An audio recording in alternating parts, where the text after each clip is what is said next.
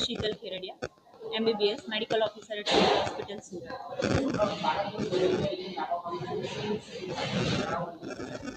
બાળક 7-8 વર્ષનું બાળક છે. એના પિતા એને લઈને આવેલા હતા. કંઈ સચિન GIDC પાસે ડાયમંડ ઇકો ડાયમંડ પાર્ક કરીને કંપની છે, ત્યાં બહાર 4-5 કૂતરાઓ એને ખેંચી લઈ ગયેલા હતા. બાઇટ કરેલું છે આખા શરીર પર. સૌથી વધારે ઈજા માથા પર છે.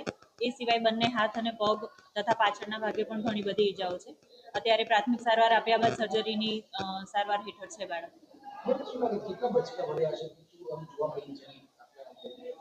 ઓછામાં ઓછા 20 બાઇટ તો જોયા છે. અત્યારે માથામાં વાગેલું છે એટલે ગંભીર જ કહી શકાય, પણ સારવાર હેઠળ છે એટલે ઓબ્ઝર્વેશન પછી કહેવાશે.